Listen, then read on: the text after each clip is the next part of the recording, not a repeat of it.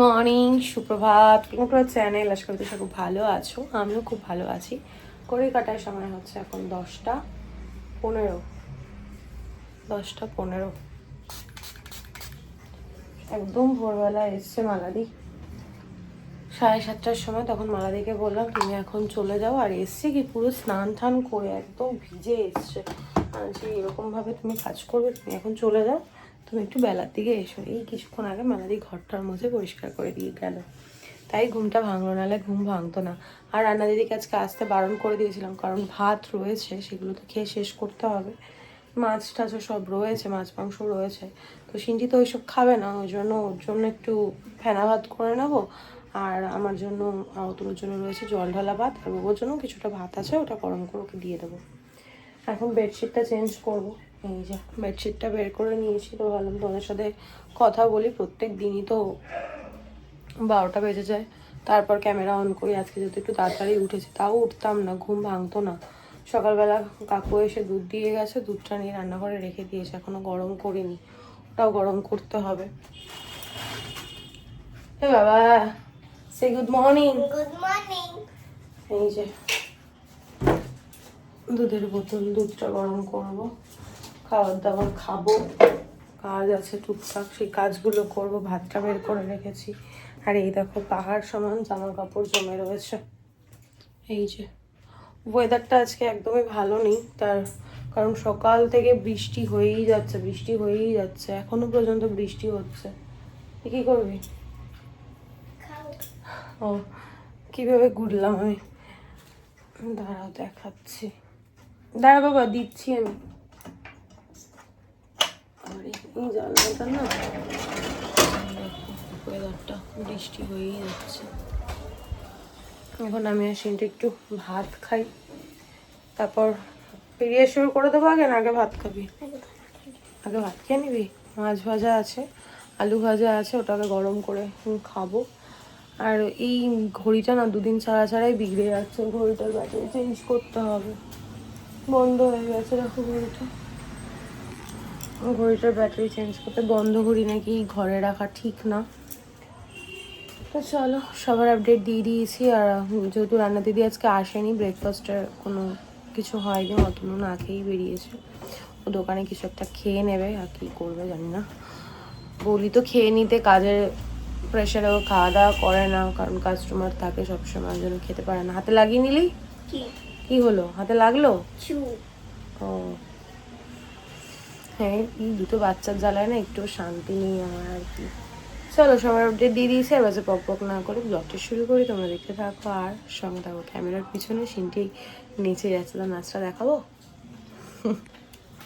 বাজে এখন 3:55। অতনু আর সিনটি একটু রেস্ট নিচ্ছে, এতক্ষণ টিভি দেখছিল। আমি বললাম যে টিভিটা বন্ধ করে একটু রেস্ট নে। পায়ের থেকে যে ছালগুলো উঠছে ওগুলোকে টেনে টেনে তুলছে। করিস না এরকমটা, ইনফেকশন হয়ে যাবে। এখন ভালো আছে অনেকটা আগের থেকে। আজকে তো দিদি আসেনি, কালকের ভাত ছিল, সেগুলো দিয়েই আমাদের আজকে দুপুরের লাঞ্চ হয়ে গেছে।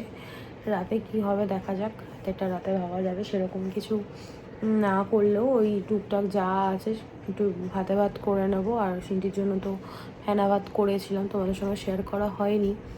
একটুখানি টানছিস কেন, এটা নেই, আলু ভাতে দিয়ে একটু গোবিন্দভোগ চাল দিয়ে করেছিলাম, ওটাই ঘি দিয়ে ওকে খাইয়ে দিয়েছি। তারপর ওর তো কিছুক্ষণ পরপরই মেডিসিন আছে, সেগুলো দিলাম। স্নান করলাম, তারপর আমি না একটু তোমাদের সাথে কথা বলি, তারপর রেস্ট নেব। এখন রেস্ট নিয়ে আবার বিকেলবেলা ওর ম্যাম আসবে, পড়িয়ে যাবে, তারপর ইচ্ছা আছে একটু বেরোবো। এখন তো দুদিন ধরে বৃষ্টি হচ্ছে, কালকেও বৃষ্টি হচ্ছে, আজকেও যদি বৃষ্টি হয় তাহলে আর বেরোবো না। আর না হলে, বৃষ্টি না হলে পরে যাব, ওই বাড়িতে যাব, মায়ের সঙ্গে একটু দেখা করবো। ব্যাস এইটাই প্ল্যান আছে, দেখা যাক কত দূর কী করতে পারি। আর আজকে ইচ্ছা আছে ব্লগের মাঝখানে তোমাদের সঙ্গে জিনিসগুলো শেয়ার করব। অনেক দিন ধরে পড়ে রয়েছে। আর যদি দুপুরবেলা বলছে কেন, সন্ধ্যেবেলা যদি বেরোই তাহলে জেঠুর কাছে জিনিসগুলো দিয়ে আসবো। আর যদি দিয়ে আসে তাহলে তো হাত লেগে ভিডিওটা কেটে গেল। যাই হোক, যেটা বলছিলাম, যদি দিয়ে আসি তাহলে তো তোমাদের সঙ্গে শেয়ার করা হবে না, তাই ভাবছি এর মধ্যেই শেয়ার করে নেবো, বেরোনোর আগে যদি বেরোই তো। আর নাহলে আস্তে ধীরে বসে দেখাবো। আর আজকের ব্লগে যদি দেখাতে নাও পারি, কালকের ব্লগে ডেফিনেটলি দেখাবো। দেখেছো, কথাও জড়িয়ে যাচ্ছে, আমার প্রচণ্ড পেয়েছে ঘুম, তো তো চলো এখন ঘুমিয়ে পড়ি, তোমাদের সবার পরে দেখা হচ্ছে। Good evening. নাও, খিদে পেয়েছে? এখনো ওয়েদার এরকম, বৃষ্টি পড়েই যাচ্ছে, হাওয়া দিচ্ছে বাবা হালকা হালকা। এখন বাজে 11:30, ডিনার কমপ্লিট। আর আজকে রাতে ডিনারে ছিল ঘি ফেনা ভাত, মানে গোবিন্দভোগ চালের ভাত, আলু সেদ্ধ ঝাল ঝাল করে মেখে, সিন্টিটা শুধু নর্মাল আলু নুন দিয়ে মেখে ঘি দিয়ে খাইয়ে দিয়েছি, শেয়ার করা হয়নি। যাই হোক, তোমাদের সঙ্গে কিছু কথা এখন আমি শেয়ার করবো, আর আজকে বেরোনোও হয়নি, আর তোমাদের সঙ্গে আমার শপিংগুলোও শেয়ার করা হয়নি। যাই হোক, কালকে আমি করবো, দাঁড়াও বসে নিই, তারপর তোমাদের সঙ্গে কথা বলি। কিছু জিনিস কি বলতো, মানে এত মনে ছুঁয়ে যায় না ব্যাপারগুলো, খুব ভালো লাগে। দু একজন আমাকে হোয়াটসঅ্যাপে মেসেজ করেছো, খুব বেশি মানুষ নয়, দু একজন মেসেজ করেছো, কী রে ব্লগ দিচ্ছিস না কেন, তোর শরীর কেমন আছে। আর এক দুজন আমাকে কমেন্ট করেছে যে আমার শরীর ঠিক আছে কি না, আমি কেন এখন রেগুলারলি ব্লগ দিচ্ছি না। তো এই জিনিসগুলো সত্যি আমার মন ছুঁয়ে যায়, যখন আমি দেখি যে তোমরা আমার ভিডিওর জন্য ওয়েট করে আছো। আর খারাপও লাগে যে আমি এই যে মানুষগুলো আমার জন্য ওয়েট করে আছে, আমি প্রথম থেকেই বলেছি একজন যদি আমার ব্লগ দেখে, সেই একজনও আমার কাছে যেমন ইম্পর্টেন্ট, যেমন 100 জনও যদি দেখে থাকে সেটাও আমার কাছে ইম্পর্টেন্ট। তো সেটাই আমার খুব ভালো লাগে। আর আমি চেষ্টা করছি, বিশ্বাস করে, আসলে শরীরটা এত খারাপ, তো ওই জন্য না পেরে উঠছি না, ব্লগ এডিট কমপ্লিট করে উঠতে পারছি না। ভিডিও তো করছি, রেকর্ড করে রাখছি, কিন্তু এডিট করব যে সেই সময়টা আমি পাচ্ছি না, প্রচণ্ড ক্লান্ত লাগছে। বিছানায় শোয়ার সঙ্গে সঙ্গে আমি শুলেই ঘুমিয়ে পড়ছি, ওই জন্য এডিট করা হচ্ছে না। তার মধ্যে সিন্টিটাও শরীর খারাপ, সিন্টিকেও দেখাশোনা করতে হচ্ছে, অতনুরও শরীর ভালো নেই, সব কিছুর মধ্যে না একটা হচপচ হয়ে গেছে, তো আমি পেরে উঠছি না। একটু টাইম দাও, 2-1 দিনের মধ্যে সব ঠিক হয়ে যাবে। আর মানে কী বলতো, এই যে ভালোবাসাগুলো, এগুলো কোনো দিন টাকা পয়সা দিয়ে কিনে নেওয়া যায় না, এই ভালোবাসাগুলো অন্তর থেকে আসে। আর আমি সত্যি ভীষণ, মানে কি বলবো আমি নিজেও জানি না, আমি সত্যি ভীষণ খুশি যে কিছু মানুষ আছে আমাকে যারা খুব ভালোবাসে। এই ভালোবাসাটা যেন আমি ধরে রাখতে পারি, এটাই চেষ্টা করব, কিন্তু জানি আমি পারছি না, আমি পেরে উঠছি না।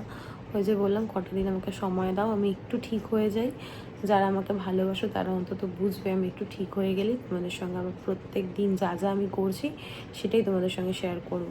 সিনটি তো এখন হোম আইসোলেশনে রয়েছে, ওর 1 সপ্তাহ এখন বাড়িতেই থাকবে, 1 সপ্তাহ পর আমার তো মানে মাথায় কাজ করছে না। 15 তারিখ হয়ে গেল, 18 তারিখ থেকে ওর এক্সাম, ও কি যেতে পারবে কি না আদৌ সেটাও আমি বুঝতে পারছি না, কি হবে না হবে।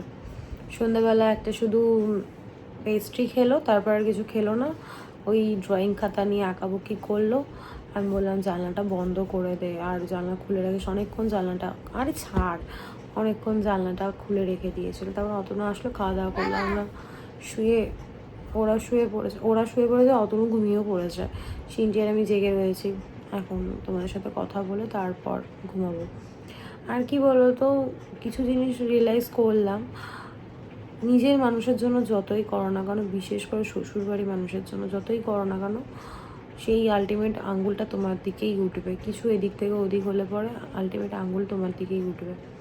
তো সেই কথা ভেবে, এগুলো এখনের কথা না, এটা অনেক আগের কথাই বলছি, যখন আমাদের 2 বাড়ি থেকে মানে আমাদের মেনে নেয়নি তখনকার কথা।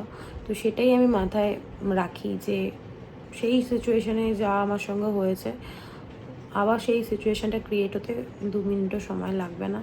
তো সেইটুকু আমি চেষ্টা করি যাতে সেরকম কিছু আমার সঙ্গে না ঘটুক। এখন যেহেতু সিনটি রয়েছে, সিনটির সামনে সেরকম সিক্রেট যাতে না হয়, সবাইকে নিয়ে গুছিয়ে সংসার করতেই আমি ভালোবাসি। কিছুটা বলতে পারো আমার মেয়ের স্বার্থে, আবার কিছুটা ভালোবাসা দিয়ে। ভালোবাসা সবাইকে দিলে পরে সেটা সবাই নিতেও পারে না। দেখবে তুমি কোনো মানুষকে বলো বা পশুকে বলো, যতই ভালোবেসে আগলে রাখতে চাও না কেন, তারা ঠিক ফাঁক খুঁজবেই তোমার দোষ, তোমার ত্রুটি, তোমার ভুল, এগুলো সংশোধন করার জন্য। যদিও আমার শ্বশুর শাশুড়ি খুবই ভালো, তাছাড়াও শ্বশুরবাড়িতে তো আরও অনেকজন লোক আছে, বিশেষ করে শ্বশুর বাড়িতে বলা ভুল হবে, মানে এই বাড়ির তরফ থেকে বলতে পারো। শ্বশুর বাড়িতে তো আমরা এই 4-5 জনই, মানে 4-5 জন বলতে সিনটিকে নিয়ে হয়তো 5 জন। সিনটিকে আমি ধরি না, ও যেহেতু ছোটো, আমরা 4 জন, আমাদের 4 জনের মধ্যে কোনো রকম কোনো সমস্যা নেই। আমার মা রয়েছে, মাকে নিয়েও কোনো সমস্যা নেই। কিন্তু যাই করি না কেন, এই ধরো রবিবার দিন আমি ঘুরতে বেরোই কি কোথাও যাই, তখন সবার সমস্যা, কেন যাই, কেন বেরোচ্ছি, কেন কিনছি, পরকে কি বলবো। নিজের বাড়ির লোক যদি এরকম করে, নিজেদের লোকই যদি, নিজের বাড়ির লোক বলা ভুল হলো, সরি, নিজেদের লোকই যদি এরকম করে, তাহলে বাইরের লোক তো করবেই, তাই না? কোথা থেকে কি হচ্ছে না হচ্ছে, এটা কোথা থেকে হচ্ছে, ওটা কোথা থেকে হচ্ছে, এত কিছু। এ বাবু, বাপার গা থেকে চাদরটা সরে যাচ্ছে, তুই দেখ একবার। আগে দাও, এসি চলছে, ঠান্ডা লাগবে, যাও। আর ভদ্র হয়ে শো, আমি এবার রেগে যাচ্ছি কিন্তু। শরীরটা খারাপ, চুপচাপ শো। একটা কথা শোনে না, প্রচণ্ড অবাধ্য হয়ে গেছে। আজকে আমি তোমাদের সঙ্গে কিছুই সেরকম শেয়ার করতে পারিনি, কারণ নিজের শরীর ভালো না। ঘুম থেকে উঠছি অনেক লেটে, তারপর তাড়াহুড়ো করে কাজ করছি, কি খাওয়ানো, আরেকটা বাচ্চা রয়েছে তাকে খাওয়ানো, মেডিসিন দেওয়া, আমার একদম মানে নাজেহাল অবস্থা, কি আর বলবো তোমাদের। তারপর যাই হোক, যেটুকু পারছি তোমাদের সঙ্গে শেয়ার করার চেষ্টা করছি। তো চলো, আর কন্টিনিউ করছি না, আর বাজে বক না করে আজকের ব্লগটা আমি এখানেই এন্ড করছি। আজকের ব্লগে দেখানোর মতো কিছু নেই, বলার মতো কিছু নেই। ততক্ষণ তোমরা সুস্থ থেকো, ভালো থেকো। কালকে দেখা হচ্ছে নতুন একটা ব্লগের সঙ্গে। আজকের ব্লগে যদি কিছু ভালো লেগে থাকে, লাইক করে দিও, কমেন্ট করে দিও, শেয়ার করে দিও অ্যান্ড সাবস্ক্রাইব করে দিও। কিছু জিনিস ভীষণ ভালো লাগে, আবার কিছু জিনিস খুবই খারাপ লাগে, কিন্তু জীবনে তো খারাপ ভালো দুটোই আছে, তো দুটোকে নিয়েই আমার চলতে হবে। তোমরাও খুব ভালো থেকো, সাবধানে থেকো, আর নিজেদের বাচ্চা কাচ্চাকে তো খুবই সাবধানে রেখো। এখন এই ইনফেকশনটা ঘরে ঘরে হচ্ছে, তো be careful. Good night, tata.